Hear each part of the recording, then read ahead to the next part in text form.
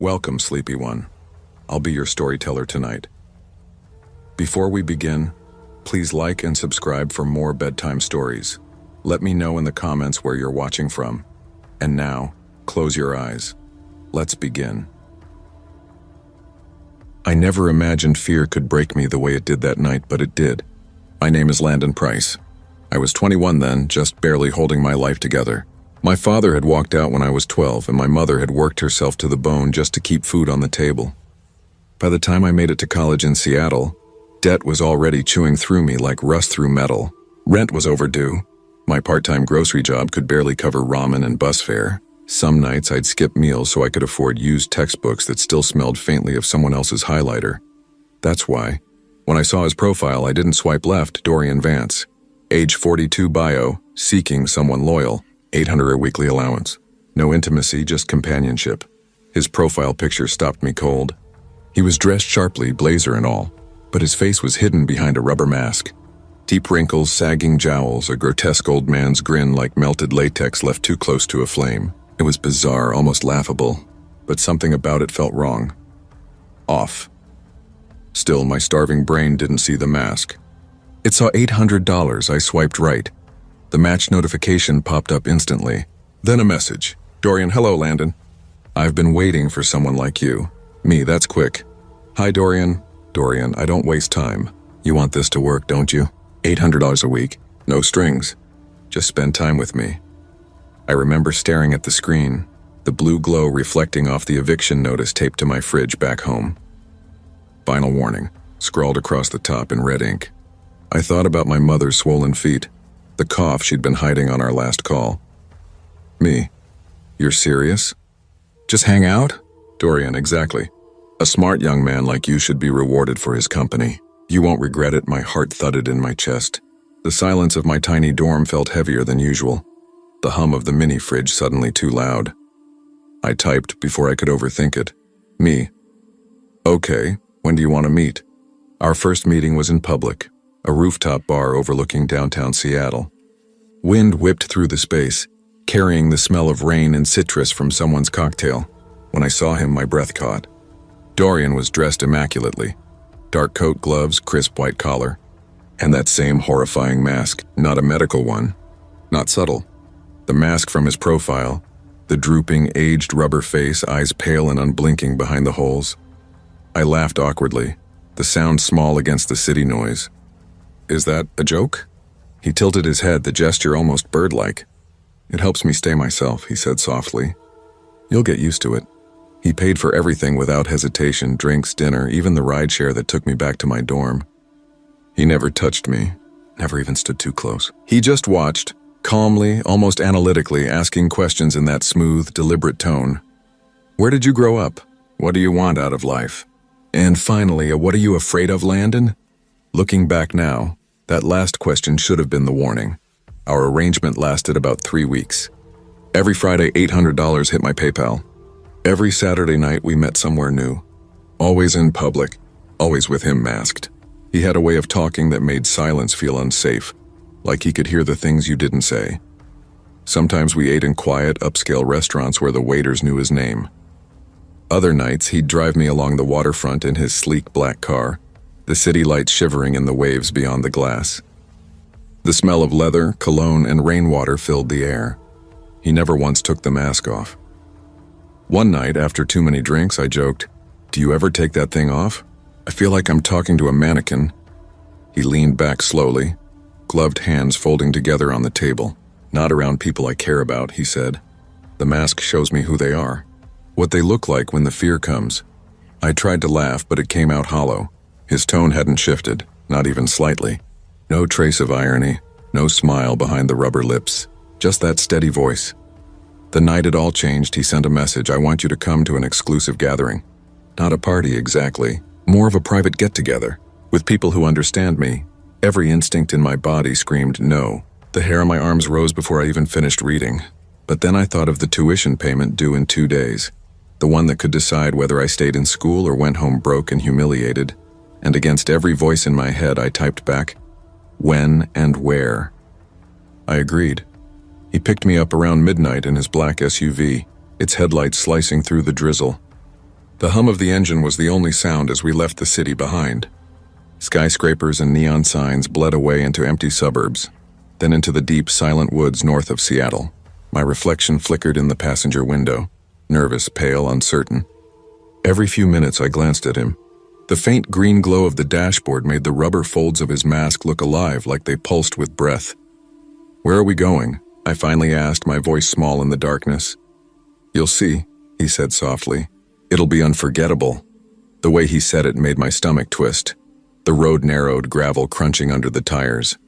Then through the trees I saw it, a massive house set back from the road, swallowed by shadows. Not a single light glowed in the windows. It didn't look abandoned, though. It looked waiting.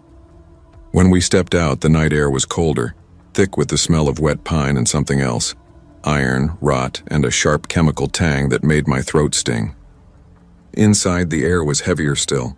The front door creaked open to a narrow hallway where only one bulb flickered, dim and sickly, pulsing like a heartbeat. The walls were lined with dark wood, warped with age. I stopped. My pulse was pounding in my ears. "Dorian, I don't feel right about this." His gloved hand came down on my shoulder, firm but almost tender. "Relax," he murmured. "You're safe with me." That was the last moment I felt safe. Something moved behind me. Too fast to react. Hands clamped down on my arms and throat, dragging me backward. I screamed, twisting, kicking, but they were strong. At least 3 of them. My shoes scraped against the wood and I caught flashes, black coats, leather gloves, the glint of metal. They hauled me into a concrete room and forced me into a chair. Rope bit into my wrists, into my chest. My breath came in jagged gasps. "Dorian!" I shouted. "What the hell is this?" He stood calmly in the corner, the mask glowing faintly in the trembling light. His head tilted, patient, almost curious. "Let's begin," he said softly. Then the first burn hit. A white-hot pain tore through my arm as someone pressed a heated iron rod against my skin. The smell of burning flesh filled the air. My flesh. I screamed until my throat shredded, the sound bouncing off the concrete walls. My vision blurred with tears, but I could still see him. Dorian watching from the corner, silent. His head cocked like he was studying a painting. "Do you know why I wear this mask?" he asked, his voice calm over my sobs. Please stop." "Because it lets me see who you really are," he said, taking a step closer. "When the fear takes over." The hours that followed were pure hell. They didn't just torture me, they played with me. They gave me water, whispered that it was almost over, loosened one hand, then started again. The sound of metal scraping against metal. A hammer. Nails. When the first strike landed on my finger, my scream didn't sound human anymore. But worse than the pain were his eyes behind that mask. Empty. Hollow. Like he wasn't even alive beneath it. At some point, the room fell quiet. They left. Maybe they thought I was too broken to run, but adrenaline burns hotter than fear. I tugged at the ropes until they cut into my skin, twisting and wrenching until one wrist came free. Blood slicked my hands, but I didn't care. I pulled until I was loose. My bare feet slipped on the cold floor as I stumbled into the hallway. My breath came in wet gasps. Their laughter echoed faintly from somewhere deeper in the house. I moved toward the faint light near the exit. That's when I saw it, the mask. It hung on a hook by the door, just hanging there. But for a second I swore it moved. The rubber seemed to pulse, the eye holes flexing like it was breathing, watching me. My body shook uncontrollably. Still, I forced myself forward, grabbed the doorknob and flung it open. The night air hit me like ice. My feet tore open on gravel as I ran. Every breath felt like glass slicing my throat. Branches whipped my face, blood mixing with tears. I don't remember how far I ran. Only the sound of my heart and the scream that wouldn't stop echoing in my head. By some miracle, I reached a gas station. The attendant froze when he saw me. Shirt soaked in blood, hands shredded. They called the police. At first, no one believed me. I saw it in their eyes. Crazy kid, drugs, maybe a setup. But then the medics cut away my shirt. They saw the burns, the cuts, the mangled fingers. The officer's face changed. "Tell me everything," he said quietly. So I did. Days later, they raided the mansion. When they found Dorian Vance, he was in his living room, music playing softly, swirling a glass of red wine. He was still wearing the mask. When they cuffed him, he turned toward me, and that's when I saw his real face for the first time. I expected a monster, but he looked normal. Young for his age, sharp jaw, clear skin, no wrinkles. But his eyes were exactly the same. Cold, hollow, inhuman. As they dragged him past me, he leaned close enough for me to smell the wine on his breath. "See you soon," he whispered. "He's behind bars now." Dozens of victims came forward after me, each one describing the same torture, the same mask, the same soft voice asking, "What are you afraid of?" His wealthy family is already twisting the system, hiring lawyers, calling him misunderstood. But I know what he is. Even now, when I close my eyes, I still hear the hammer hitting bone. I still smell the iron and the smoke. I still see that mask, hanging in the dark, waiting. And some nights, walking home alone, I can feel it behind me again. Breathing, watching, waiting.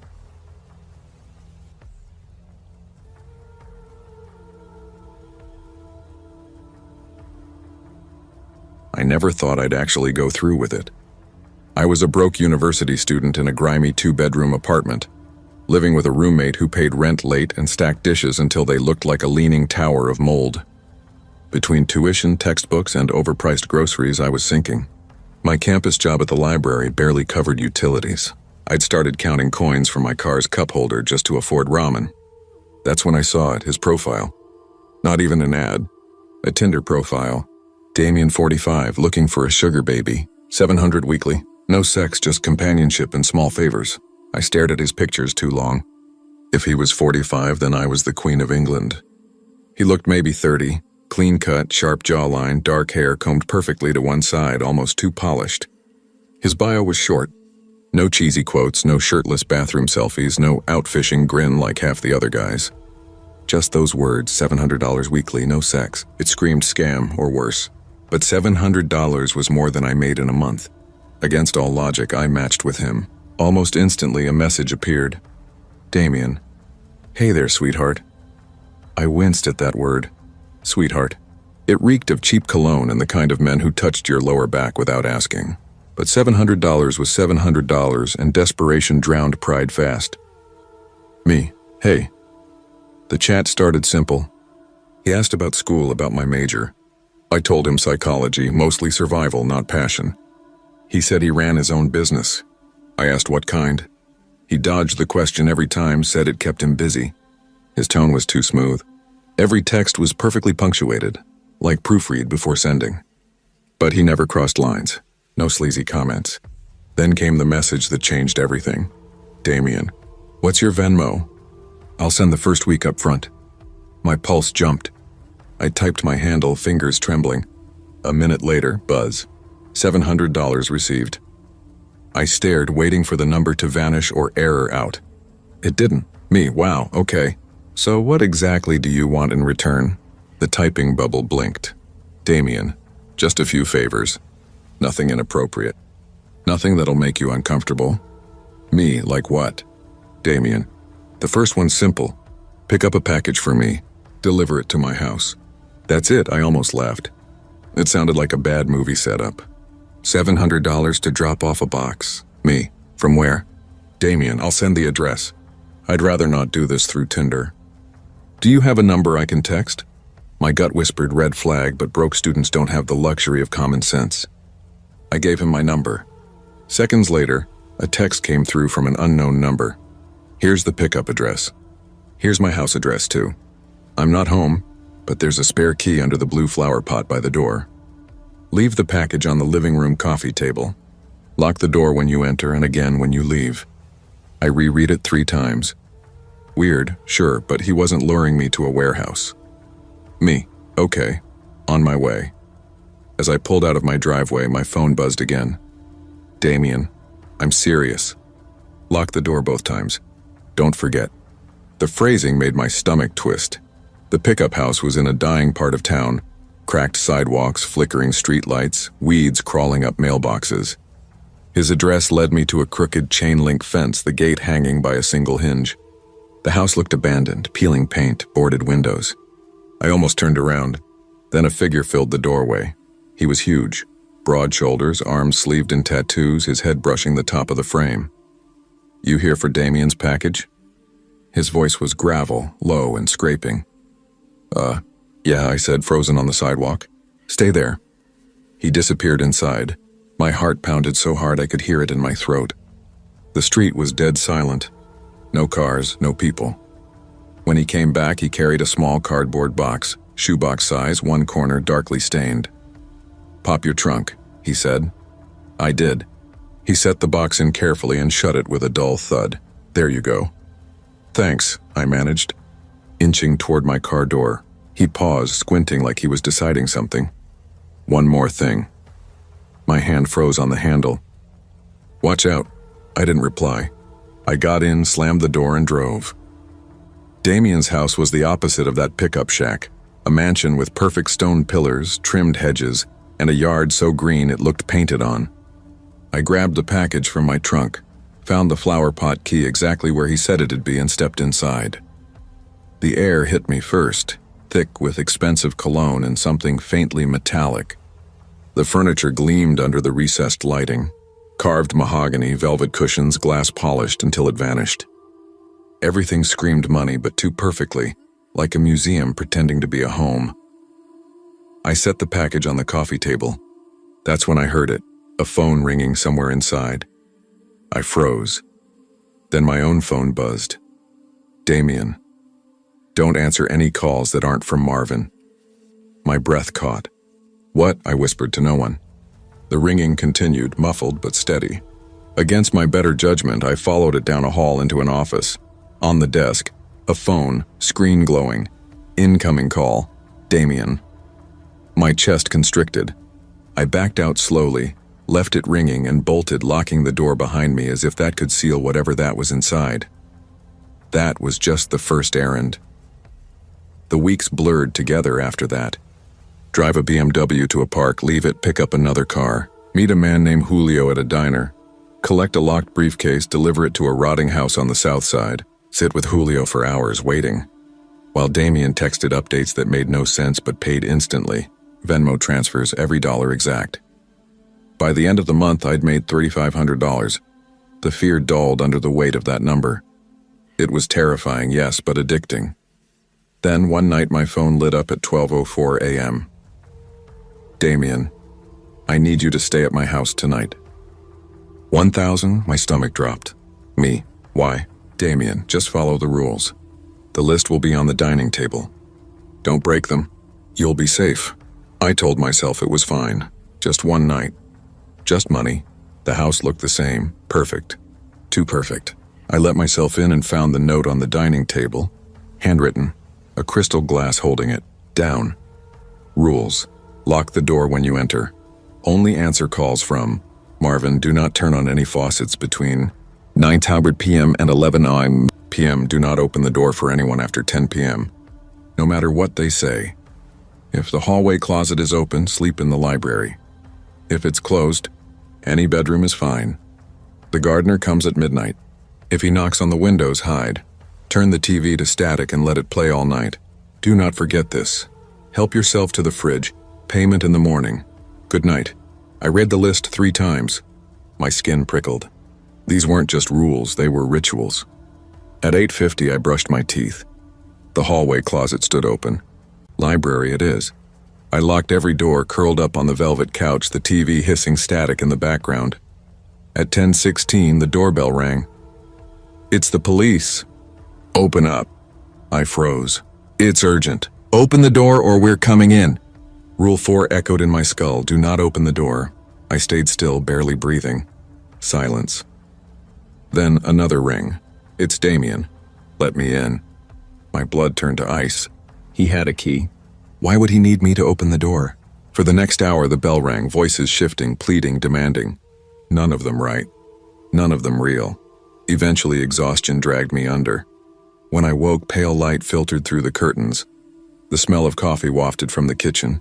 And there he was, Damien, flipping eggs like it was any normal morning. "Morning," he said, casual, friendly. I forced a smile. He looked exactly like his photos. Too exactly, every detail sharp and uncanny. I ate quickly, muttered something about class, and left. My hands shook the whole drive home. When I unpacked, I found the rules folded neatly in my jacket pocket. I didn't remember taking them. I reread them, heart hammering, then turned my TV to static and left it hissing all night. Do not forget this. I hadn't. My phone buzzed. Venmo $1,000 received. Then another text, Damien, I'm not in town right now. Won't be back until next week. No errands until then. My vision blurred. If he wasn't in town, who had cooked me breakfast? Buzz, unknown number, did you forget something? Attached a photo. Damien, or whoever he was, standing in front of a TV filled with static.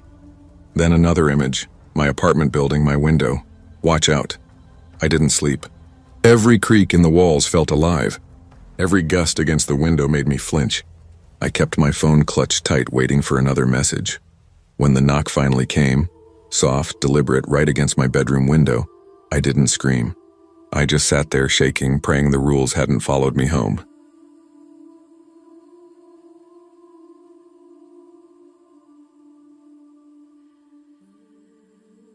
I was 22 when it happened. I wasn't naive, just desperate. Life had already shown me how cruel it could be. Bills piled like bricks I couldn't climb over, and my part-time cafe job barely kept me alive, let alone covered rent. My parents were in another state, drowning in their own problems, so asking for help wasn't an option. I remember sitting on my bare mattress one night, staring at my cracked phone screen, wondering how people my age were sunbathing in Cancun while I was eating ramen 3 nights in a row. That's when the thought crept in. Sugar daddy. It sounded absurdly easy. There were entire forums, TikToks, even podcasts where girls laughed about old men paying for their rent, their shoes, their tuition. You don't even have to do anything, one girl giggled in a video. They're just lonely. They'll pay for your company. Lonely. Paying. Company. Those 3 words wedged themselves deep in my brain. That night, after hours of scrolling, I joined a site I'll call Elite Arrangements. I built a profile, college student, sweet, fun, looking for mentorship and companionship, discreet. I uploaded 2 selfies, flattering, not suggestive, enough to look real. Within a day, my inbox exploded. Older men offering allowances for fun times. Some blunt, some pitiful, some that made me want to scrub my skin raw. But one message stopped me. Username Mr. Gray 7. His tone was calm, polite, eerily normal. Hi Jenna, it read. You seem genuine, and I like that. I'm not looking for anything seedy, just dinner, conversation, someone to confide in. I can help you financially. No pressure, no strings. Coffee first. Public place. My treat.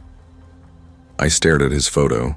Mid-50s, maybe early 60s, salt and pepper hair, expensive suit, a smile that teetered between warmth and calculation. His bio said he was a business consultant. Divorced, no kids. He looked safe. Or as safe as someone like him could look. If it's weird, I'll leave. It's just coffee, I told myself. The next afternoon I picked the busiest cafe in town. My pulse wouldn't calm the entire walk there. When I spotted him by the window, part of me wanted to bolt, but he stood immediately, smiling. Jenna, he said. Richard, I replied, shaking his hand. Thank you for meeting me. He wasn't leering. No creepy once-overs, no inappropriate jokes. He asked about my classes, my family, my goals. He talked about books, travel, old films. It felt like some strange mix of job interview and date, but not unpleasant. After an hour, he said evenly, I'd like to see you again. I can help. You with $500 a week if you're open to dinners or outings. My throat went dry. $500? That was rent. I heard my own voice answer, yes. The first month felt perfect. Richard was generous, polite, even charming. He took me to restaurants with linen napkins and low jazz, always in public. He transferred money without hesitation. He never pushed boundaries, just held my hand sometimes, a light kiss on the cheek. This isn't bad, I told myself. This is easy. But then small things began to itch at me. Once, when I laughed at dinner, I caught him watching me too intently, like he was memorizing every twitch of my face. Another time he asked, "Do you tell your friends about me?" "No," I said. "Good," he murmured, smiling in a way that chilled me. When I mentioned maybe moving closer to campus, he texted the next morning, the exact address of a complex I'd looked at weeks earlier, but never mentioned. "How did you know that?" I texted. "You must have told me." "I remember things," he wrote back. "I didn't remember." By the third month, something shifted. We were at a quiet Italian place, candles flickering like nervous hearts. He reached across the table, fingers closing around mine. "You make me happy, Jenna," he said softly. "Happier than I've been in years." I smiled, unsure. "I'm glad." "I don't want to share you," he added. I froze. "What do you mean?" "I mean, I don't want you seeing other men. Even boys your age. I want this exclusive." His gaze pinned me like a knife through fabric. "Can you promise me that?" "Richard, promise me," he repeated, voice low. My pulse thudded in my ears. "Okay. Sure." His grip eased, and then he smiled. "Good girl." That night when I got home, a small box waited outside my door. Inside, an unopened iPhone. Beneath it, a note. "So you never ignore my calls." R. My stomach turned. I'd never given him my address. In the weeks that followed, his messages multiplied. Every hour. "Where are you? Who are you with? Why aren't you answering?" If I didn't respond fast enough, more would come. Shorter, angrier. Once, after a shift at the cafe, I spotted him parked across the street, smiling through his windshield like it was the most natural thing in the world. When I confronted him, he said softly, "I just wanted to make sure you got home safe." I wanted to believe him. God, I really did. But one night around 2 a.m., my phone buzzed non-stop. Dozens of messages filled the screen. "Are you asleep? Answer me. I know you're awake. Why are you ignoring me? Don't make me come over." I stared at my locked door, heart hammering so violently I could hear it in my ears, wondering if he was already outside. When everything finally unraveled, it started with an invitation. A weekend getaway, he called it. A cabin just outside the city. Just us. No interruptions. My gut screamed no. But rent was due, and I was terrified of what he'd do if I refused. So I said yes. The drive twisted through narrow roads flanked by endless trees. He talked the entire way, voice low and calm, telling me how peaceful it would be, how I didn't need anyone but him. The cabin was beautiful, too beautiful, isolated, no neighbors, no service. My chest felt tight the moment I stepped inside. Everything was set. Wine, candles, a fire already burning. Too perfect, too prepared. During dinner, he poured me wine. I lifted the glass to my lips but barely tasted it. "Do you love me, Jenna?" he asked suddenly. I almost choked. "Richard, this isn't love." His smile faltered. "It will be," he said. "You'll see." Later, when he went to the bathroom, I checked my phone again. No bars, no help. That's when I noticed a door at the back of the cabin, locked. When he finally fell asleep, I searched quietly, hands shaking, until I found a small key in his jacket pocket. The door creaked open. Inside were photographs, hundreds. Me walking to class, me at the cafe, me in my apartment lobby, me asleep in bed. My blood iced. I staggered back, clapping a hand over my mouth. "You weren't supposed to see that," came his voice behind me. I spun. Richard stood in the doorway, eyes flat, a knife glinting in his grip. "You don't understand," he said softly, almost tenderly. "I take care of you. I make you safe. And in return, you stay with me. Forever." My pulse roared. Richard, please, put that down, we can talk. He took a step closer. I've already decided, you're not leaving me. Adrenaline snapped through me. I grabbed the nearest thing, a heavy wine bottle, and swung. It shattered against his arm. He screamed, dropped the knife. I bolted. Out the door, into the trees, barefoot, freezing. Branches sliced my skin as I tore through the dark. I didn't look back. When headlights finally appeared on the road, I stumbled toward them, sobbing. A truck slowed, the driver's face horrified.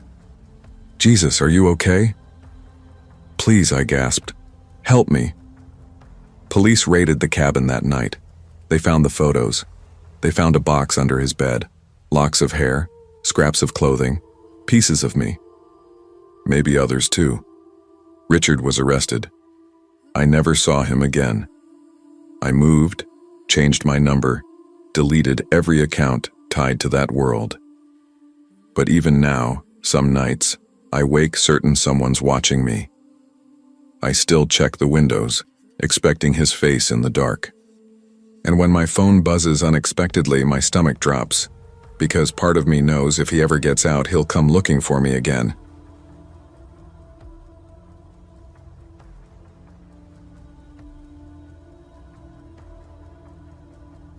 I never thought I'd give online dating another chance. After a string of awkward meetups, ghosted conversations, and one unforgettable train wreck of a dinner where the guy showed up already drunk and asked if I could spot him 50, I swore I was done. But loneliness, real bone-deep loneliness, has a way of slipping in when you least expect it. My name's Lena Graves. I'm 26 and live alone in a small apartment near the harbor in Portsmouth, New Hampshire. Nothing fancy, peeling paint, thin walls, a leaky faucet, but it's mine. Just me and my cat, Juniper. I work as a copy editor for the Portsmouth Chronicle, a job that barely covers rent but at least keeps me busy. My friends have drifted into their own lives, married, pregnant, overworked, and somewhere between quiet dinners and Netflix nights, the silence in my apartment started to feel heavier. So, one night after too much wine and too little sleep, I downloaded a new dating app that claimed to be for serious connections. Usually, that translated to middle-aged men flashing watches, yachts, and promises. I laughed, scrolled, and almost deleted it until I matched with him. Marcus Holloway. 42. His profile felt different. No gym selfies. No filtered smiles. Just crisp photos. Him in tailored suits. A black Labrador at his side. A restaurant table gleaming with wine glasses. He had sharp cheekbones, dark hair streaked with silver, and eyes that looked right through the lens. There was something about that gaze, unsettling yet magnetic. His message came almost instantly. You're stunning. I'd like to take you somewhere nice. No games, no pressure, just dinner and conversation. I should have ignored it. Every instinct told me to, but I didn't. Something inside me, some lonely, curious part, whispered that maybe this one could be different. He picked the restaurant, Harbor House, an upscale waterfront place I'd only ever walked past, pressing my nose to the glass like a kid. When I arrived, the place was unnervingly quiet. Soft piano music played from hidden speakers, the air perfumed with salt and lemon butter. The maitre d' greeted me by name. Good evening, Miss Graves. Mr. Holloway is expecting you. I blinked. He already told you my name? Of course, the man said, smiling tightly. This way, please. The dining room was nearly empty except for one round table in the center, lit by a single pendant lamp. Marcus sat there alone, a glass of red wine before him. He looked exactly like his pictures, polished, poised, composed. Lena, he said, standing as I approached. His voice was deep, precise.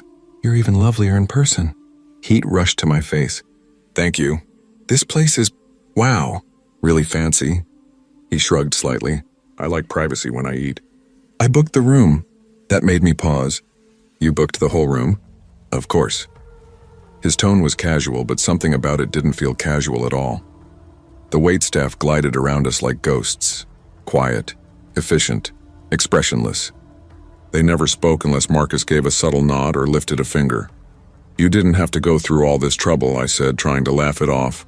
For you? He held my gaze. I did. The way he said it made my pulse quicken. Not with excitement, but something colder. I smiled, forced. "You're making me feel like a specimen in a lab." He didn't blink. "You're perfect. Exactly what I wanted." The words slid over the table like ice. I laughed softly to diffuse the tension, but something in his stillness unnerved me. I talked too much, probably. About my job, about Juniper, about my horror movie obsession. Marcus listened intently, barely moving, his expression unreadable. No smile, no frown. Just that fixed mask of attention that made me feel both seen and dissected. Finally, I lifted my glass with a teasing grin.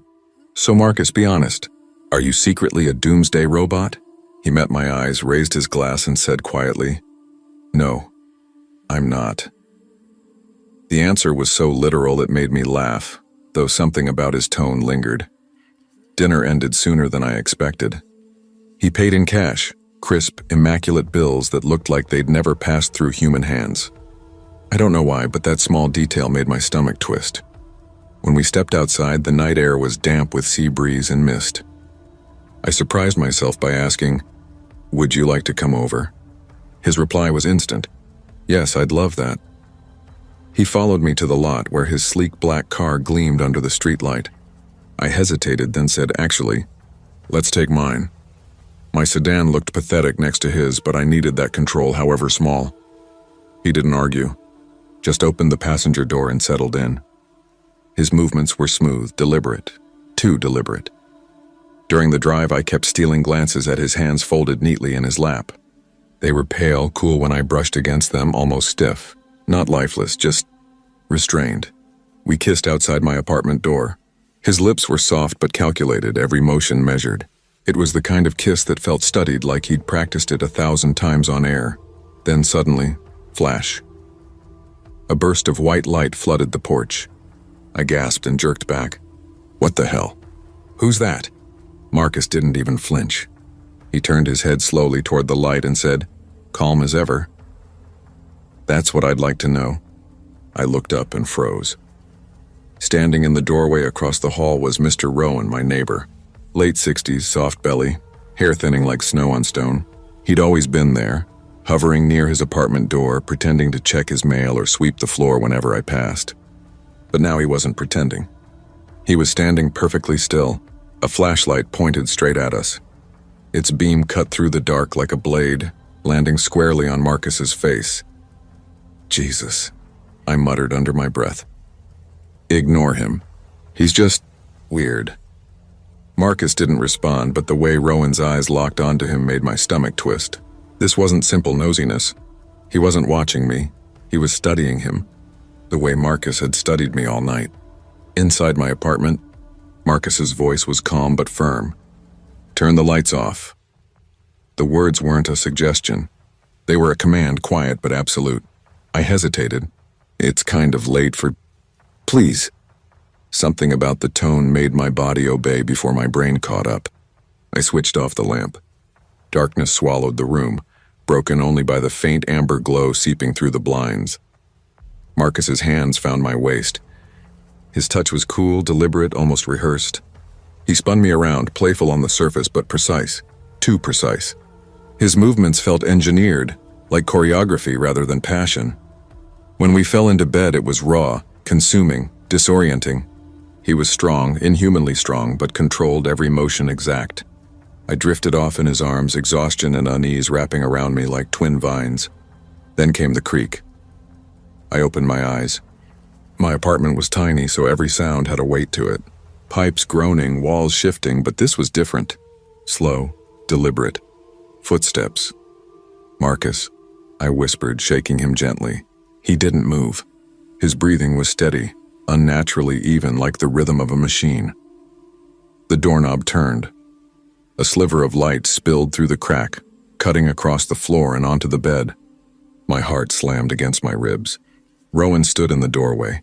His eyes were wild, and in his trembling hand glinted a knife. The light caught the blade, a thin shimmer of silver that made my skin crawl. "Mr. Rowan?" My voice cracked. He stepped in, face twisted, not just with anger, but terror.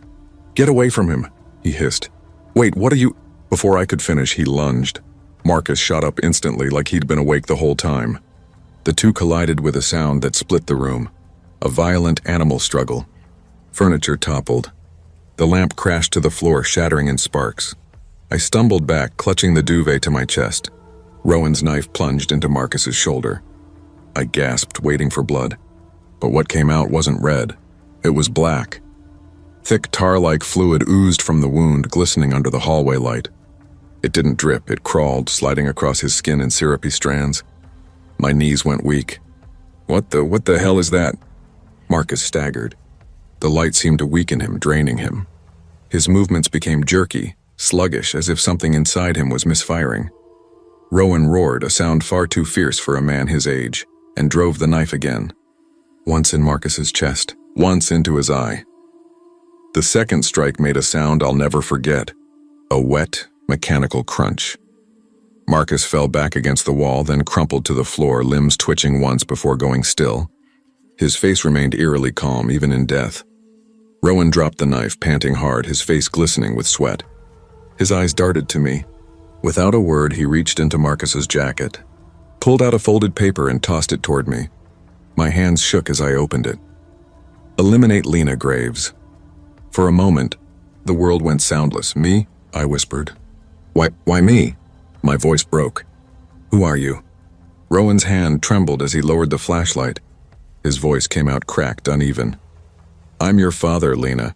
And that thing, he pointed at Marcus's lifeless body, wasn't a man. He was sent to kill you. The words barely made sense. I stumbled after him barefoot across the hall. His apartment smelled of dust and stale coffee, but what I saw froze me completely. Every wall was covered with photos. Of me. Childhood birthdays. School pictures. Me at the fair with my mom. College graduation. Dozens I didn't even know existed. My mother's face appeared in several, smiling, alive. My throat closed. How do you have these? Tell me everything. Who are you, really? He turned slowly, guilt and exhaustion in his eyes. I was part of an organization. A syndicate. We built things like him. Mechanical assassins designed to look human. When I tried to leave, they turned on me. Your mother went into hiding. They couldn't find me, so they came for you. I shook my head violently. No, this is insane. You're insane! He stepped forward, his voice softening. Sweetheart, you saw it yourself.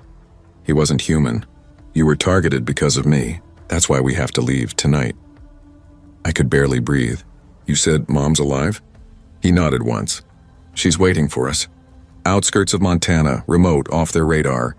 We can be a family again. My legs felt hollow beneath me. My heart beat in two places, my chest and my throat. Everything I knew, every ordinary piece of my life, had shattered. But then I thought of Marcus, of the black fluid seeping into my sheets, the way his eyes had flickered like dying lights. And I realized I couldn't stay.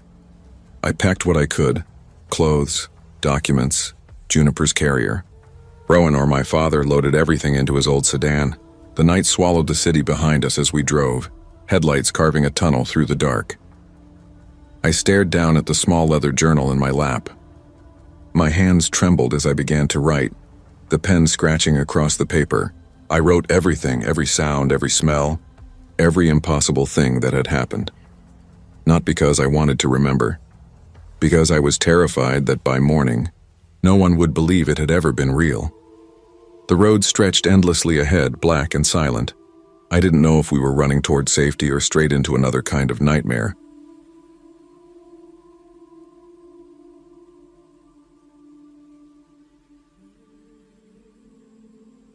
I never imagined a single swipe on a dating app could twist the trajectory of my life so completely. At 22, I was broke, exhausted, and quietly ashamed of what I'd become. My parents had split when I was 16. Mom remarried and moved interstate.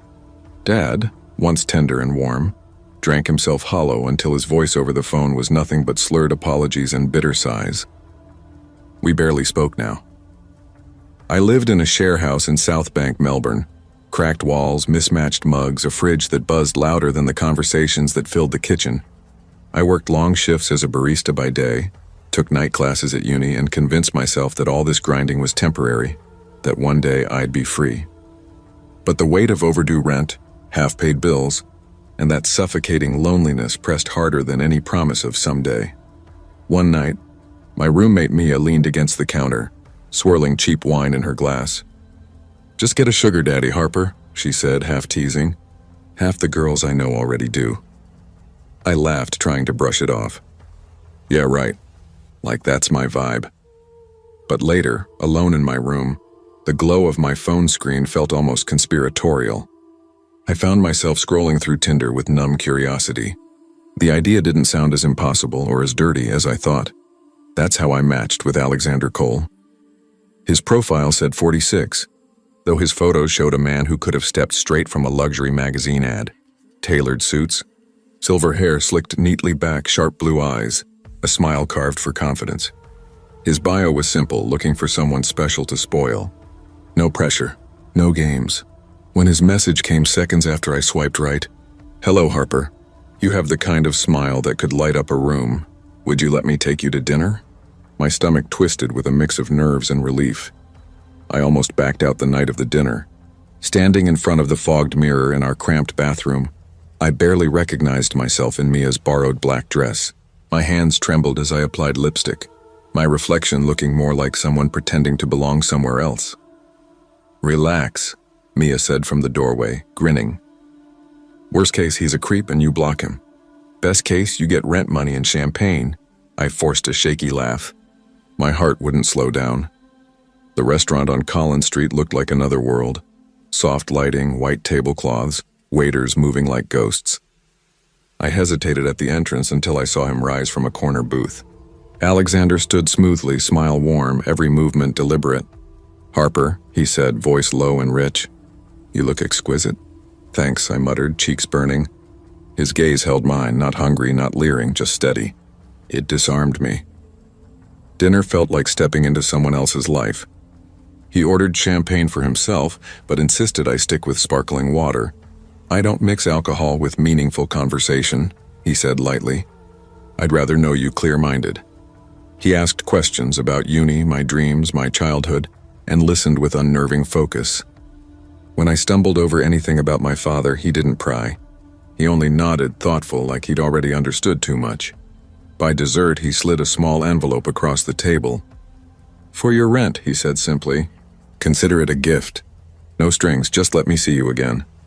Inside was $700 in cash. My throat tightened.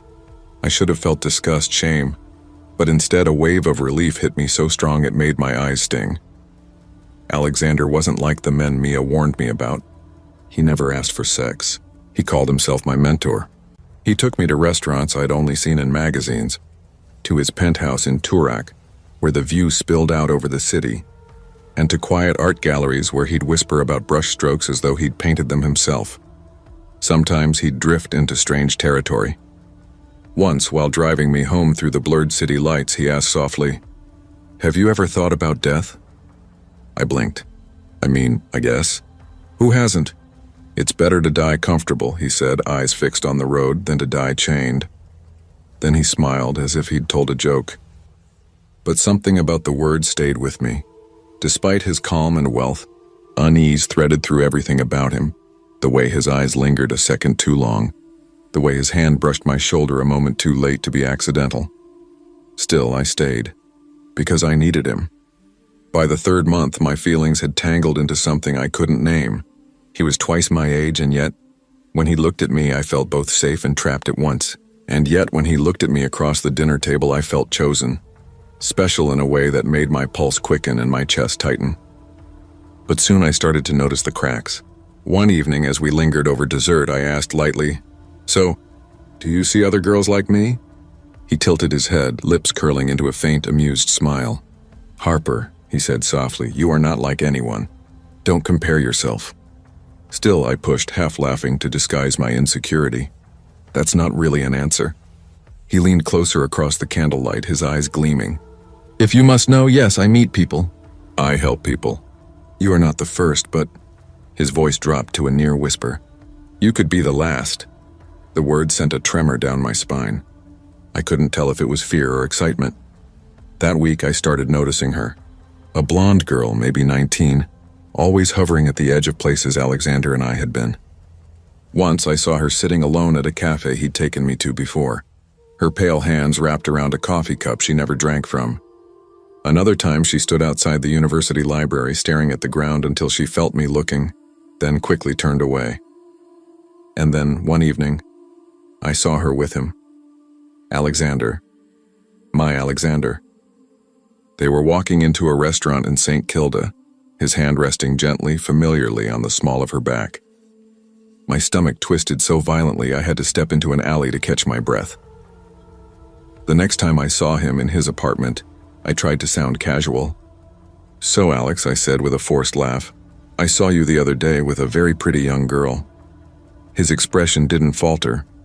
"Ava," he said finally, his tone even, a troubled soul. "Like you once were. She's a friend." "A friend," I repeated, my voice tight, the word tasting bitter. He smiled faintly. "Don't look so wounded, Harper. You and we're bound differently." I didn't know if I believed him, but jealousy burned through me like acid. 2 weeks later, he invited me to what he called a small gathering of friends. When I arrived, it was only me, Ava, and him. The air felt wrong the moment I stepped inside. Too still, too careful. Ava sat on the edge of the couch, hands folded in her lap, eyes darting toward him every few seconds like a frightened pet waiting for approval. Alexander was charming, magnetic, pouring sparkling water into crystal glasses, telling long, elegant stories that made no sense but kept you too entranced to interrupt. At one point, I followed Ava into the kitchen. Her skin looked pale, waxy under the light. I whispered, "Are you okay?" She smiled faintly, eyes unfocused. "He's helping me," she murmured. "He saved me." Her voice was flat, rehearsed. Later, Alexander suggested we go down to his collection room. The words alone made my stomach turn. The basement air was damp and cold. Concrete walls lined with shelves of wine bottles and strange artifacts, bones, masks, something that looked like preserved insects in glass. The lighting was dim, a dull golden glow that seemed to hum. Ava stood near the wall, fidgeting. "I want to celebrate something," Alexander said quietly. He moved behind her, his voice barely above a breath. "Perfection." I blinked, confused. Then he raised something, a flash of metal, and drove it into her. The sound was wet and wrong. Ava's scream tore through the air, cut short when his hand clamped over her mouth. Blood sprayed across the polished concrete, dark and glistening. I couldn't move, couldn't breathe. Every muscle locked in terror as he held her until her body went limp, sliding to the floor in a spreading pool. When he turned to me, his face was calm, serene. His eyes glowed with a twisted clarity. "This," he whispered, "is the only way to enjoy what's beautiful." I wanted to run, to scream, but my body betrayed me. My hands trembled, useless. My mind fractured into static. And when he told me to help, I did. I don't know why. Fear, shock, the strange hold he had over me, it all blurred into one. I helped him drag her body. I helped clean the blood, and then I left. The next days were a blur of liquor, pills, and denial. I avoided Mia, ignored my phone, and told myself it hadn't happened. But it played on repeat every time I closed my eyes. Ava's scream, the smell of iron, the way her body fell. Then came the sirens. Police cars outside. Knocks echoing down the hall. When they reached my door, I stood there numb. My mouth moved before my mind could stop it. "Yeah," I heard myself say. "I helped hide the body." The officer froze, eyes wide. I wasn't sure if I'd actually spoken out loud or just thought it. Months later came the trial. The newspapers splashed his name across every page. Alexander Cole, 47, financial advisor, accused of murder. They wrote about Ava's body, found in a landfill sealed in a freezer first. They wrote about me, the student companion, the girl too entangled to pull away. In court, he looked at me once, just once, and in that brief glance I understood. You will never be free of me. Even now I still wonder, was I his victim or his accomplice? Some nights I scroll back to that first Tinder message. The words still glow on the screen like a curse. Would you let me take you to dinner? And I still don't know if I ever had a choice.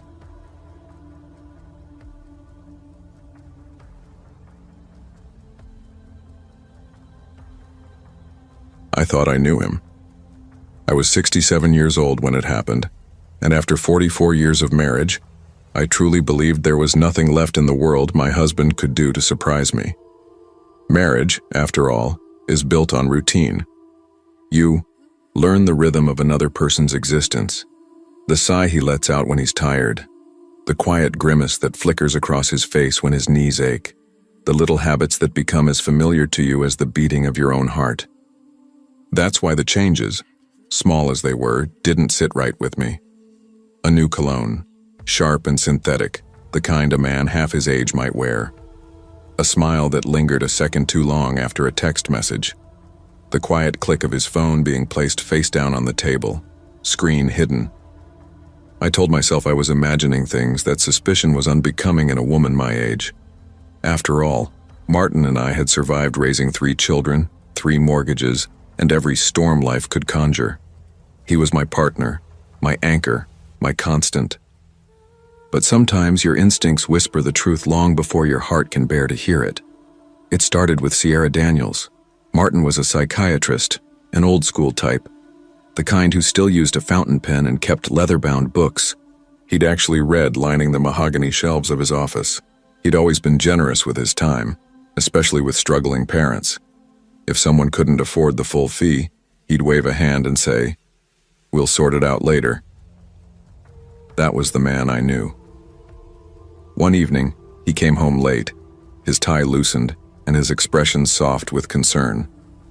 "Kathy," he said, setting down his briefcase, "I met a mother today. She's at her wit's end with her boy. Panic attacks, night terrors, the whole thing. No family, no support system. I told her I'd help her find some resources." That was Martin, always the savior, always the one people leaned on. I met Sierra about a month later. She wasn't the frazzled, hollow-eyed mother I'd pictured. She was polished, glossy brown hair, heavy makeup, lips too perfect to be real, and dresses that clung too tightly for polite company. Her perfume hit the air before she even crossed the threshold. Her chest, well, it arrived in the room before the rest of her did. "Thank you, Dr. Bain," she said that first night we invited her to dinner, her voice honey-thick, her eyes locked on my husband's face. "I don't know how I'd manage without your help." Martin practically glowed under her praise, smiling like a schoolboy basking in the approval of a favorite teacher. At first I believed him. I believed her. He'd spent his entire life helping people. Why would this be any different? But the story began to fray around the edges. The mysterious son she'd spoken of was never mentioned again. Whenever I asked about him, Sierra's responses grew vague. "He's managing," she'd murmur, quickly changing the subject to something frivolous. Then came the late nights. The hushed phone calls taken in the hallway. The faint tremor in his voice when he said, "I'll be home soon." Receipts appeared in his pockets, boutique handbags from places I'd never shopped, dinners from restaurants far beyond our usual haunts. I told myself not to spiral, but truth, once it starts leaking, seeps into everything. One night I walked past the den and heard his voice, low and tired. "I can't keep doing this, Sierra. You promised you'd get back on your feet." My stomach flipped, cold and hollow. I didn't confront him. Maybe I was afraid of the answer. Maybe I needed him to choose honesty over exposure. Some foolish, trembling part of me needed proof. And it came, quietly, piece by piece. A conference in Reno that didn't include me, though for decades he'd never attended one alone. A casual lie about Sierra being a medical rep, though he'd once called her the mother of a patient. His face tightening, just slightly, whenever I asked for details. I remember one morning vividly. He was at the kitchen table, adjusting his watch strap, sunlight catching the silver in his hair. "Just 2 nights," he said, forcing a smile. "I'll be back before you know it." I stared at him for a long moment, the smell of coffee sharp in the air, my throat dry. "Is Sierra going to be there?" I asked. The way his hand froze mid-motion told me everything I needed to know. I asked. He froze just for a second, but it was enough. That flicker of hesitation told me more than words ever could. "She might," he said finally, too casual. "She's involved in the medical field." "Oh?" I tilted my head, watching him carefully. I thought her son had severe anxiety. He does, and ADHD. He's on the spectrum. I leaned forward, heart thudding. I thought you said it was panic attacks. His eyes snapped up, caught in the web of his own contradictions. For a moment, neither of us spoke. The silence between us roared, thick, suffocating, louder than any accusation I could have thrown. I stood, excused myself softly, and walked into the bathroom. When I returned, I was holding the wedding ring he'd left on the counter that morning. "Your finger shrinking?" I asked quietly, setting it on the table between us. "It must have slipped off." He swallowed hard. "Kathy." I didn't let him finish. I picked up the ring, slid it onto a thin chain, and clasped it around his neck. "Then wear it where it won't fall off," I said. He didn't argue. He just stood there, shoulders slumped, suitcase in one hand, laptop bag in the other. 2 nights, he promised. When 3 days passed without a single text or call, the pit in my chest hardened into panic. I called his phone over and over, straight to voicemail. By the 4th day, my fingers shook as I dialed the police. 2 days later, a detective showed up at my door. Tall man, graying temples, a gravelly voice that scraped the edges of my bones. "Mrs. Bain," he said, removing his hat gently, his eyes carrying the weight of what he was about to say. "We found your husband's body." The world thickened, slowed to syrup. They'd discovered him in an abandoned sedan off a dusty highway outside Reno, bludgeoned, his head wrapped in a towel, soaked through with blood. "It wasn't random," the detective said quietly. "This was personal." The investigation stripped away every comforting lie I'd built my marriage upon. Sierra wasn't a struggling mother. She wasn't a medical rep. She was an ex-adult entertainer whose career had crumbled into escort work and scams. Martin had started out helping her, paying rent until she got back on her feet. Then came the credit cards, then jewelry, then expensive handbags from boutiques I'd never seen. He told himself he was being kind, noble even. But she had him on a leash, and she knew exactly how to yank it. When he finally tried to cut her off, she snapped. Hotel security footage showed them in a hallway, Martin's voice rising, his hand slashing the air in anger. "You're a parasite," he shouted. "I'm done." But Sierra didn't take rejection lightly. She called her ex-boyfriend Eddie Vance, a man whose rap sheet stretched longer than the highway where they left Martin to die. Together, they plotted revenge. Eddie brought the tire iron, Sierra brought the rage. Witnesses saw them waiting in the hotel parking lot. When Martin walked out, suitcase in hand, they moved, fast, deliberate. According to Sierra's confession, Martin begged for his life. He promised to help her again to make things right, but Sierra had already decided how it would end. "Make it messy," she told Eddie, and he did. When the police arrested her, she didn't look broken or sorry. Her mugshot showed her smirking as, if this were just another mild inconvenience, another performance. Eddie took a plea deal, 30 years. Sierra, convicted of first-degree murder, will never walk free again. And me? I live with the image of Martin's final moments, alone, afraid, realizing too late the cost of his choices. There's one detail that both destroys and comforts me. When they found him, his hand was clutching the ring I'd strung around his neck. Maybe he thought of me in those last seconds. Maybe he wished he'd chosen differently. I'll never know. But I do know this.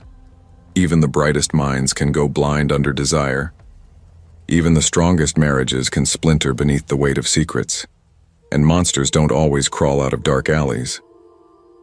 Sometimes they walk right through your front door, wearing perfume and a smile.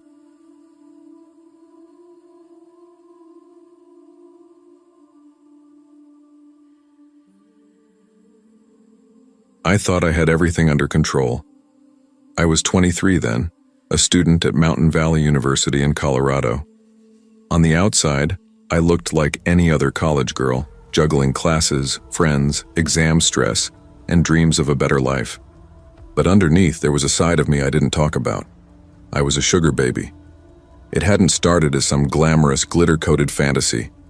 I never cared about designer bags or rooftop dinners. It started because I was drowning. Tuition, rent, groceries, everything kept piling up. My scholarship barely covered half. My part-time shifts at the campus cafe helped, but not enough. I was always exhausted, constantly choosing between textbooks or electricity.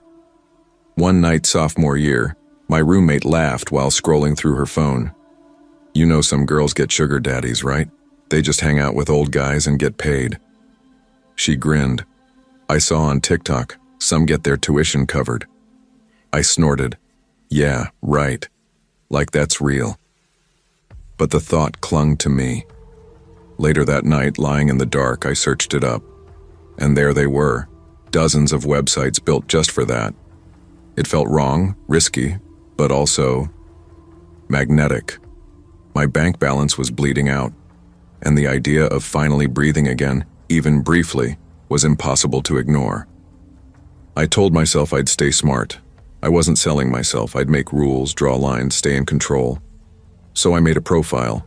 Nothing explicit, just me in a simple black dress, smiling softly, a short bio, ambitious student seeking mentorship and support. The messages flooded in. Some were revolting right away. $500 for pics. Looking for someone submissive, no limits. I blocked them fast. Others sounded more polished. Men calling themselves professionals, generous, successful. Dinner dates, travel companions, allowances for friendship. It was dizzying. I started slow. My first arrangement was with a divorced lawyer in his 50s. All he wanted was dinner twice a week and conversation. $600 a month. He was polite, distant, almost fatherly. Then came others. Some kind, some arrogant. I learned to read the tells, the needy ones, the angry ones, the dangerous ones. I learned to walk away before they turned, and I kept repeating it like a prayer. I'm in control. Then came him. His name on the app was Victor Hale. His photos were sharp, gray suit, glossy black BMW, a gala background with champagne flutes. His bio read, entrepreneur, traveler, lover of art and ambition, seeking someone intelligent, driven, and discreet. He stood out immediately. His first message wasn't crude. I admire how focused you are on your studies, Victor. Ambition is the most attractive quality in a woman. I stared at it, not the usual sleaze. I typed back carefully, me, thanks. He replied almost instantly. I'm looking for mutual respect. I enjoy mentoring women who know what they want. Financial support is part of it, sure, but I want something genuine. A bond, not just a transaction. Something in the way he wrote, measured, articulate, confident, disarmed me. Over the next few days, we talked nonstop. He asked about my major, my family, my plans. He said he admired my independence. He said I deserved peace, not anxiety over bills. And part of me believed him. When he finally suggested meeting, my stomach tightened. Most men picked crowded restaurants or hotel lounges, but Victor wanted privacy. Too many eyes in public, he wrote. Discretion matters for both of us. He suggested a quiet park near Lakewood, on the edge of the city, late at night, when no one would be around. I hesitated. Every instinct told me it was wrong, but he kept reassuring me. You can trust me. I've done this before. You'll be safe.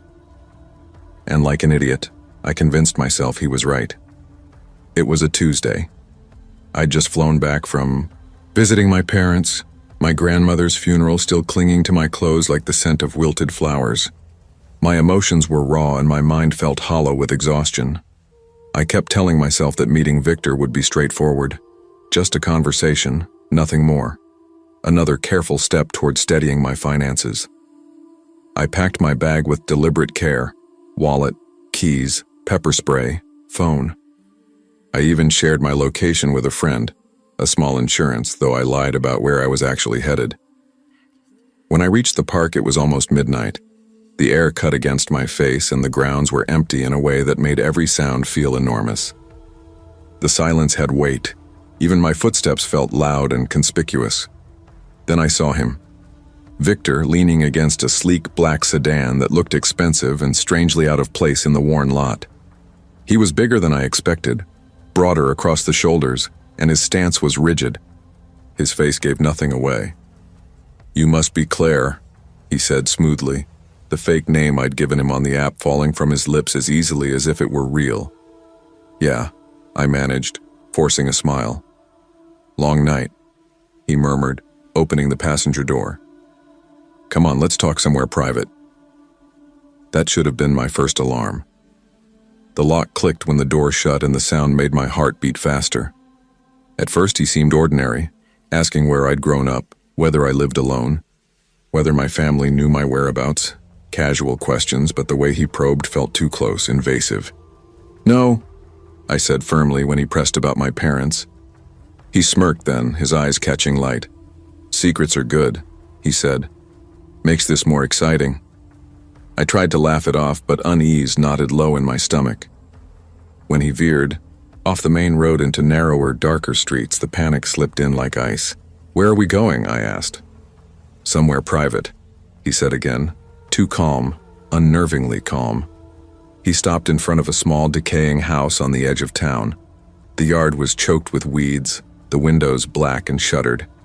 It looked abandoned. "This is me," he said as he climbed out.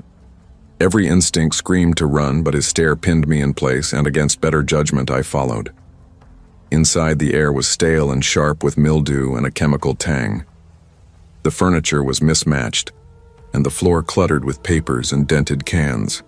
Nothing like the polished life his profile had suggested. "Make yourself comfortable," Victor said with a smirk. I sat on the couch's edge, clutching my bag like a lifeline. "Drink?" he offered, holding up a cheap bottle of wine. "No thanks," I said. He frowned but didn't push. Instead, he sat too close, his knee brushing mine. Then his hand slid onto my shoulder. "You're tense," he whispered. I put on a smile I didn't feel. "I think I should go," I said. His smile evaporated. "Go," he repeated, voice sudden and sharp. "Yes, this isn't what I signed up for."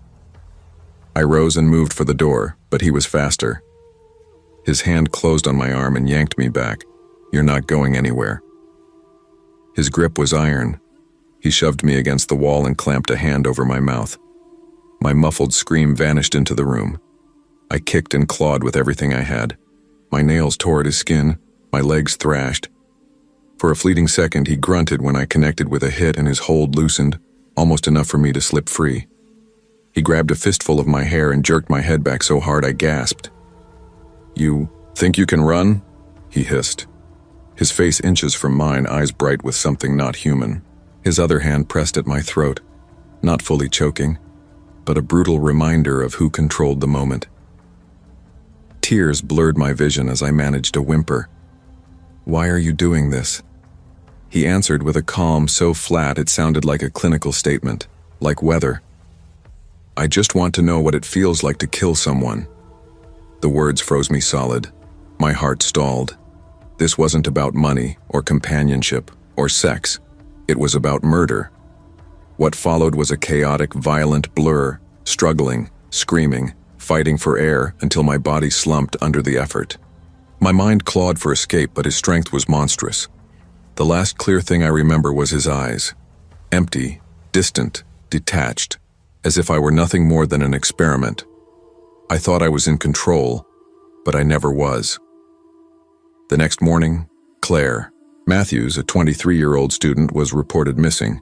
Her friend said Claire had flown back late that night and never returned home. Days later, police found remains in a fire pit behind an abandoned house. The man known online as Victor Hale was arrested after digital forensics tracked his messages. His real name was Aaron Mitchell. When questioned, he showed no remorse, repeating the same cold sentence he had said to me. I wanted to know what it felt like to kill someone. He was sentenced to life in prison without parole. But none of that changes the truth. Claw's story ended in terror because she thought she was in control.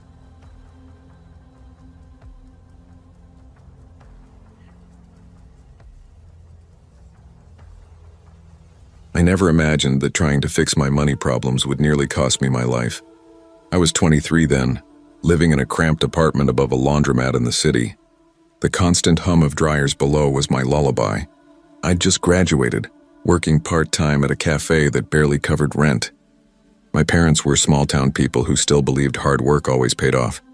They didn't understand how suffocating city bills could be. Rent, power, bus fare, groceries. It was like drowning slowly. I hated asking them for help, so I lied, told them I was fine. I wasn't. That's when I started hearing whispers about sugar dating. Girls my age bragged about sites where rich men paid just to talk, dine, or spend time together. Some claimed they made thousands without doing anything more than smiling over dinner. A few flaunted designer bags and new cars, their tuition magically handled. I was skeptical, but the idea sank its claws in me. Could it really be that easy? Could money just appear if I played the part of some spoiled girl? I told myself I wouldn't cross any lines. Maybe just texting, maybe coffee. That lie was enough to quiet the shame. I signed up on one of those websites using the name Sophia. Within days, my inbox flooded. Old men on yachts. Men with no shirts holding glasses of champagne. Half looked fake. The rest looked worse. Then there was Daniel. He said he was 47, worked in real estate. His photo showed a clean-cut man in a navy suit, salt and pepper hair, perfect teeth. His messages were polite, almost old-fashioned. "Hello, Sophia," he wrote. "I'd love to get to know you. I believe generosity works both ways when there's trust and respect. Tell me about yourself." I hesitated but answered. We talked for a week about school, work, his travels, his lake house. He said he was divorced, his grown kids lived abroad, and that he was lonely, not looking for anything complicated. When he suggested meeting, he phrased it carefully. "I'll come to your city and book a hotel. Just coffee in the lobby, public place. If you ever feel uncomfortable, you can leave." It sounded safe enough. The morning of the meeting, I stared at my reflection for nearly an hour. Not too revealing. Not too plain. I settled on jeans, a black top, a light jacket. On the bus, my palms were slick, my heart racing. When I walked into the hotel lobby, the air smelled like lemon polish and espresso. I saw him immediately, Daniel. He looked exactly like his photo. Tall, broad-shouldered, an expensive watch glinting as he stood. "Sophia?" he asked, smiling warmly. "Yes," I said, forcing one of my own. "You're even prettier than your pictures," he said, offering his hand. His voice was low, smooth, practiced. At first, he wasn't creepy. He spoke easily, like a man used to being listened to. We sat in the cafe corner, ordered coffee. He asked about my degree, my family, my future. I told him bits and pieces, careful to keep it light. He told me about his beach house, his business trips, his divorce. After a pause, he leaned in slightly. "I know this arrangement can seem strange," he said, tone softening. "But I mean it when I say I can make your life easier. Rent, bills, even a car. I can handle it. All I want is your company." The words were too smooth, like lines he'd used before. Still, I thought of the red-stamped rent notice sitting on my table at home. My chest tightened. After an hour, he said quietly, "I booked a suite upstairs. Maybe we can continue our conversation there. It's quieter." I froze. I thought we were just meeting for coffee. "Of course," he said quickly, raising his hands. "No pressure, Sophia. I just wanted to show you I'm serious." He reached into his pocket, pulled out a small jewelry box, and slid it across the table. My stomach turned as I opened it. A delicate gold bracelet shimmered under the cafe lights. "I want you to have this," Daniel said softly. "Think of it as the beginning of trust." I couldn't find my voice. Part of me was flattered. Part of me wanted to run. I can't accept this," I whispered. He tilted his head, eyes narrowing just a fraction. "Why not?" His smile faltered, the charm thinning. "It's nothing compared to what I'm willing to give you," he said softly. I tried to steady my voice. I don't think I'm ready." That's when his eyes changed. The warmth drained from them, leaving something cold and razor-sharp beneath. "You don't trust me?" he asked quietly. "No, it's not that." "Then come upstairs," he cut in. "No one's forcing you to do anything. Just spend the evening with me. I'll pay you $300 just to stay. No touching if you don't want it. Just let me hold you. That's all." My breath caught. I really should go," I stammered, standing up. His chair screeched harshly against the marble floor as he stood too. Heads turned briefly, but his voice stayed low enough for only me to hear. "Don't walk away from me," Daniel said, the warmth in his tone gone. I froze, pulse hammering. There were people nearby, the hum of conversation filling the lobby. Yet something in his gaze made my skin crawl. His jaw flexed, his hands clenched at his sides. "You think you're better than me?" he hissed. "No, you little girls come here wanting money, acting innocent. Do you have any idea how many of you I've met? And now you want to run after I drove 3 hours for you?" His face was so close I could smell the faint bite of mint and coffee on his breath. His eyes were burning, steady, unblinking. "I'm leaving," I said, forcing each word. I grabbed my bag. He slammed his hand down on the table, the sound sharp and explosive. People turned, startled. "You think you can just use me? Take my attention, my gifts, and walk away?" I stumbled back, heart racing, heat flooding my chest. I turned toward the exit, but his hand shot out, gripping my wrist, not painfully, just tight enough to stop me. "You'll regret this." "Sophia," he whispered. I tore free and walked quickly toward the glass doors. I didn't run. I didn't want to give him the satisfaction, but every step burned like walking through fire. Outside, the air hit cold and sharp against my face. His car wasn't there, but I felt him, that gaze, that presence, watching. That night, my phone buzzed. Unknown. Ungrateful. "You'll pay for embarrassing me. Don't think you can hide. I know where you live." I blocked every number, but new ones appeared like weeds. My stomach dropped every time my phone lit up. 2 days later, on my way to class, I noticed a black SUV parked across from the campus gate. My breath hitched. Through the windshield, Daniel, sitting still, sunglasses hiding his eyes, staring dead ahead. I ducked inside the nearest building and didn't leave for hours. When I finally slipped out the back door, the SUV was gone. But after that day, he was everywhere. Outside the cafe where I worked, parked across from my apartment, sometimes idling near the grocery store. He never approached, just watched. I kept telling myself I was imagining it. But the messages, those damn messages, proved I wasn't. One evening, as I fumbled with my keys, I heard footsteps behind me. My blood turned to ice. I turned, and there he was under the street lamp, smiling faintly. "Why are you doing this?"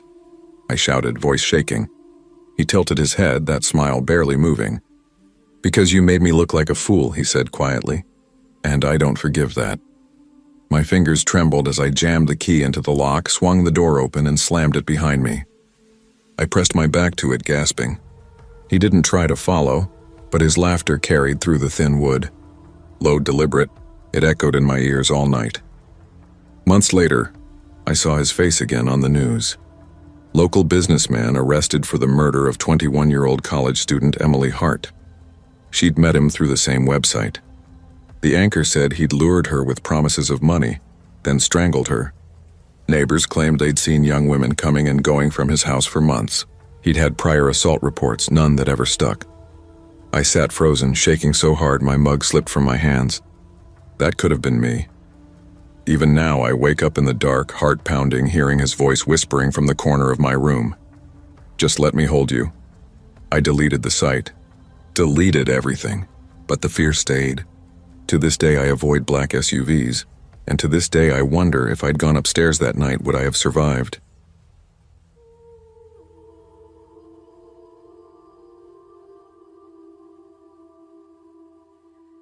I grew up feeling like I was always one step behind everyone else. My body never fit the mold, the kind you saw in glossy magazines or those endless reels of girls with perfect lighting and perfect angles. I was thick in every sense, hips, arms, thighs, and before I even understood what beauty standards were, I was already branded fat. My father was gone before I could ever remember what his voice sounded like.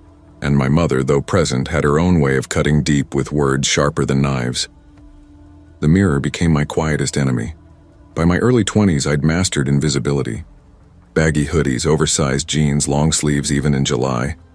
I dodged cameras, slipped out of group photos, and built a world small enough to feel safe. Just me, my phone, and my notebooks.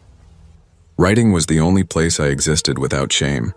On anonymous platforms, I spun stories where women like me were seen, desired, cherished, where someone looked at them like they were the center of gravity itself. I wrote about love I'd never touched, intimacy I'd only dreamed of. And strangely, my faceless readers adored me. They called my stories tender, real. They loved me without ever knowing who I was. Outside that bubble, I might as well have been a ghost. The loneliness gnawed quietly, like a dull ache in the ribs. Nights blurred into each other. Me lying in bed, the blue glow of my phone painting my walls while I scrolled through perfect people with perfect lives. Couples laughing in kitchens, engagement rings, honeymoons. The more I watched, the smaller I felt. I told myself I didn't need love, that I was above it. But the truth was simpler, uglier. I wanted to be seen. That's when the ads started appearing. Dating apps, sugar dating sites, banners promising connection, affection, even luxury. Older men looking for companionship. At first, I rolled my eyes. It felt cheap, desperate. But then curiosity started whispering, maybe someone out there wouldn't care about appearances. Maybe someone just wanted company, mine. So I did it. I made a profile. No photo, just a vague description of who I wished I was. My page sank into the ocean of filtered faces, glossy smiles, manicured perfection. Most nights I just scrolled, pretending I was part of that world. I never messaged anyone. The fear of rejection sat heavy like a hand on my throat. But I couldn't stop reading the profiles. Men in suits, silver-haired executives, even a few younger ones playing at dominance and generosity. It was voyeurism more than hope. Until one night, it was late. The air in my room was stale. The crumbs from an empty bag of chips scattered across my notebook. My phone buzzed, ping, a new message. From someone named Daniel Pierce. Hi, it said. I actually blinked, certain it was a glitch. No one had ever messaged me first. My heart stuttered as I opened his profile. He was handsome, sharp jaw, warm eyes, the kind of smile that looked practiced but kind, early 40s, salt beginning to touch his hair. His bio was short and clean, 45, single, successful, looking for someone genuine. I stared at the screen for a full minute before typing back. Hello. Almost immediately, another ping. How are you doing, gorgeous? I froze. Gorgeous? My profile didn't even have a picture. I typed back before I could think. You don't even know what I look like. His response came fast. I believe the most beautiful souls hide. That's why I'm here, to find the kind of beauty the world overlooks. I laughed softly, half disbelieving, half flattered. My cheeks actually warmed. Nobody had ever said something like that to me, and that was how it began. For the next 2 weeks, Daniel and I spoke constantly. Morning texts, sleepy good nights, confessions that slipped out between jokes that made me laugh until I cried. He never once asked for a photo. Instead, he wanted my thoughts, my fears, the way I saw the world. He called me Angel. He told me I made him feel young again, alive again. And for the first time in years, I started to believe I wasn't invisible. Then, one night, his message came through. Would you like to meet me in person? My stomach dropped as I read his message. My fingers hovered over the keyboard. I'm not sure I'm what you're expecting, I finally typed, my heart thudding so hard I could feel it in my throat. His reply came almost instantly. You're exactly what I want. Then another ping. Please, dinner tomorrow night. Blue Haven Cafe, 8 p.m. I stared at the screen, my pulse racing. Every rational part of me screamed, don't do this. But curiosity and longing spoke louder. My fingers trembled as I typed a single word back. Okay. The next day passed in a haze of nerves. I couldn't focus on anything. I tore through my closet, trying on outfit after outfit, until I landed on a deep red dress I hadn't worn since high school. A little tight now, but it made me feel like someone worth looking at. By 7:45, my heart was already sprinting. I locked my door, clutching my small purse, and stepped outside. The night air was cool against my skin. I nearly screamed when I saw a figure standing by the gate, Mr. Lawson. He lived next door, early 50s quiet, unsettlingly quiet. Always outside in that same old wooden chair facing my house as if he didn't have anywhere else to be. He barely ever spoke, but he always watched. God, you scared me, I blurted, pressing a hand to my chest. He tilted his head, eyes unreadable in the dim porch light. Going somewhere? Dinner, I said quickly, brushing past him. His gaze followed me, heavy and unblinking. Be careful, he said flatly. I forced a small laugh I didn't feel and walked faster toward my car, his words clinging to me like static. Blue Haven Cafe was warm and softly lit, all golden tones and the low murmur of conversations. The scent of roasted garlic and coffee drifted through the air. My hands wouldn't stop shaking as I sat in a corner booth pretending to check my phone. Then I saw him, Daniel. He looked exactly like his pictures, maybe even better. Tall, broad-shouldered, his shirt crisp, his smile charming and deliberate. When he saw me, his face lit up like he'd been waiting his whole life for this moment. "You must be my angel," he said as he reached the table, his voice smooth and rich. I swallowed hard. "That's me," I managed, forcing a smile. Dinner was perfect, almost too perfect. He listened, really listened. He asked about my writing, my dreams, even my insecurities. His tone never turned mocking or impatient. For once, I didn't feel like a burden in someone's company. I felt seen. When he reached across the table and brushed my hand, my chest fluttered. I didn't pull away, but something in me, some faint, uneasy instinct, kept tugging. His phone buzzed twice during dinner. Each time he flipped it face down with a quick glance at the screen. His eyes darted toward the entrance every so often, as if he were waiting for someone. When I excused myself to the restroom, I caught a glimpse of him slipping something small into his jacket pocket, too quick to see what. My stomach knotted, but I told myself I was imagining it. Paranoia, nothing more. After dinner, he insisted on driving me home. I hesitated. "I can take a cab," I said. "I just want to make sure you get home safe," he replied softly, smiling in that disarming way that made saying no feel rude. So I agreed. The car smelled faintly of leather and his cologne, warm, expensive, intoxicating. We chatted lightly about music, about the cafe, about little meaningless things. But then, without warning, he took a turn that wasn't toward my street. I said carefully, watching the unfamiliar buildings pass by. "I think you missed the turn." No, he said, voice smooth. "Shortcut." A cold wave spread through me. My fingers tightened around my phone. Then it buzzed. A text from an unknown number. "Don't trust him." "Get out. Lawson." My blood went ice cold. I looked at Daniel. His jaw was tight, his knuckles white on the wheel. My breath came shallow. "Actually," I stammered, forcing a small laugh. "Can you stop here? I just realized I need to grab something from a friend's place." He didn't slow down. "We're almost there, Angel." "Stop the car," I said, my voice breaking, trembling. He turned to me then, his eyes darker than I'd ever seen them. "Don't you trust me?" Something inside me snapped. My hand flew to the door handle. As the car slowed at a stop sign, I shoved it open and threw myself out. The pavement tore at my knee as I hit the ground. Pain exploded, but adrenaline shoved it aside. By the time I looked up, Daniel's car was already gone, taillights vanishing into the dark. I stumbled home in shock, the world around me blurring. Every sound, every flicker of light felt distant. When I reached my street, Lawson was still outside, sitting in that same old chair. He stood when he saw me. His expression didn't change, but his voice softened just enough. "I told you to be careful." I wanted to ask him how he knew, why he texted me, what Daniel had really wanted. But the words never came. I just nodded, tears burning my eyes. That night, I deleted the app. Deleted every anonymous account. Then I stood in front of my mirror, staring at the reflection I'd spent years avoiding. My face was streaked with tears, my hair a mess, my knee bleeding, but I was alive. I don't know what Daniel truly wanted, money, control, or something worse. But I know this. Loneliness can be a predator, and sometimes the creepiest neighbor isn't the one you should fear most.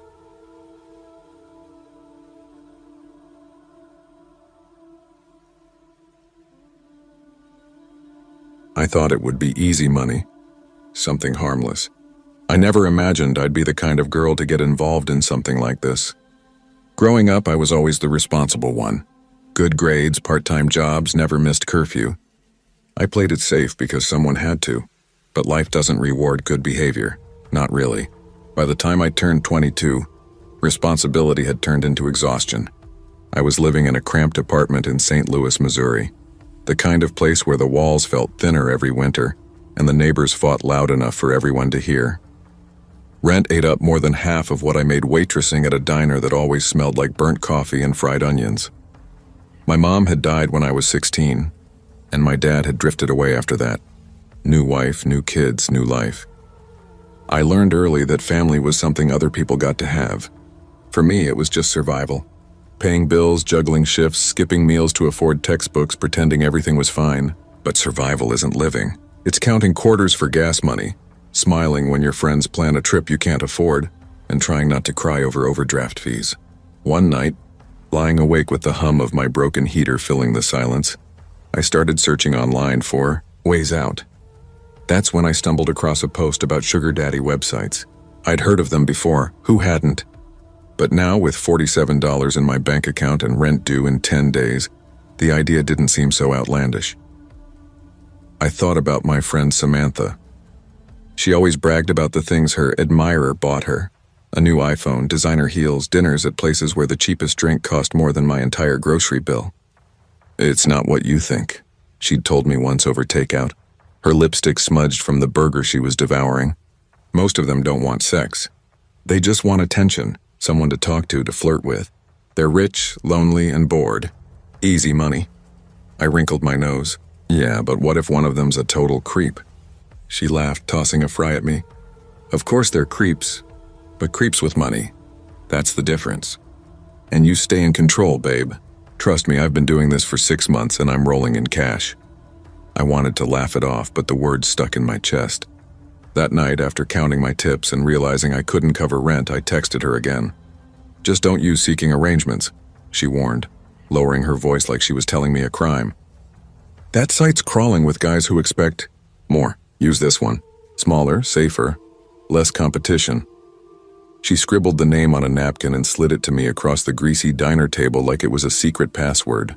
I remember staring at that napkin for a long time before tucking it into my jacket pocket. Back in my apartment, the air felt colder than usual. I sat cross-legged on the bed, the glow from my cracked phone screen lighting up the dark room, and typed the name into Google. The site loaded fast. Registration was simple. Username, email, quick bio, and photos. I didn't even use real ones at first. Just selfies with half my face hidden, a filter softening the edges. Within 20 minutes, my inbox exploded. Dozens of messages. Most were disgusting, crude, explicit. Like they couldn't wait to turn a girl into a transaction. How much for nudes? Want to meet tonight? Cash up front. I almost deleted the app right then. But one message stopped me. Username SilverFox39. Hi, sweetheart, it read. I'm not looking for anything physical. I just want someone to talk to. Someone genuine. I'll take care of you if you're willing to keep me company.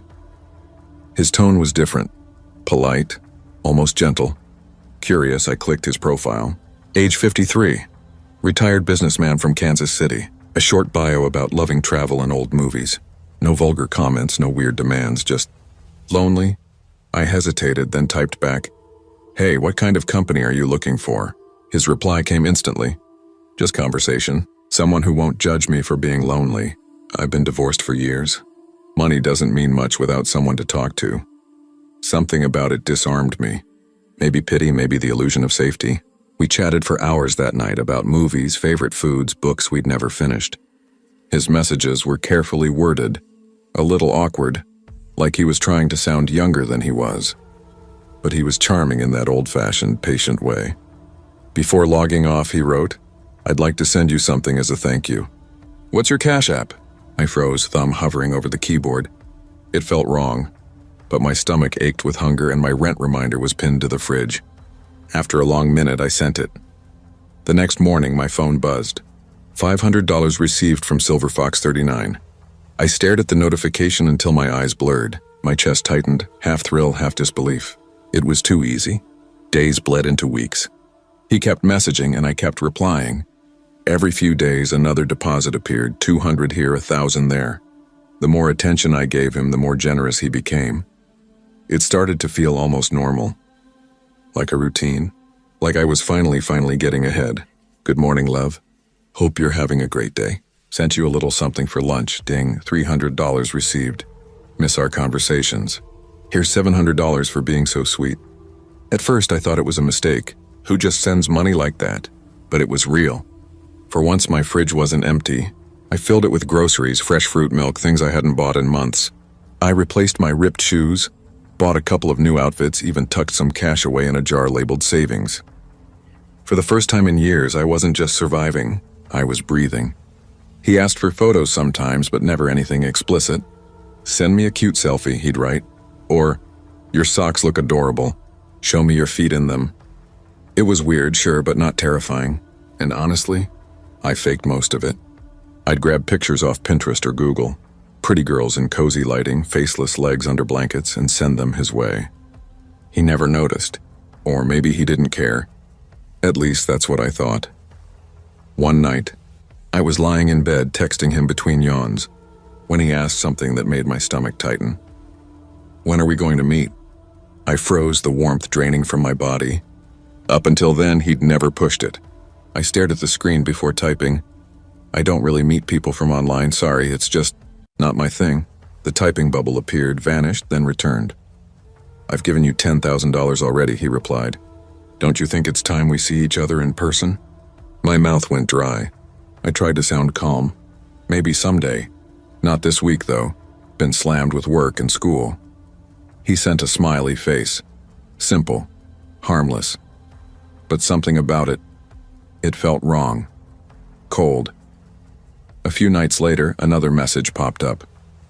You know, girls like you always think they can outsmart men like me. I blinked, frowning. What's that supposed to mean? No reply for several minutes. Then, I know you've been lying to me. I'm not stupid. My heart started pounding.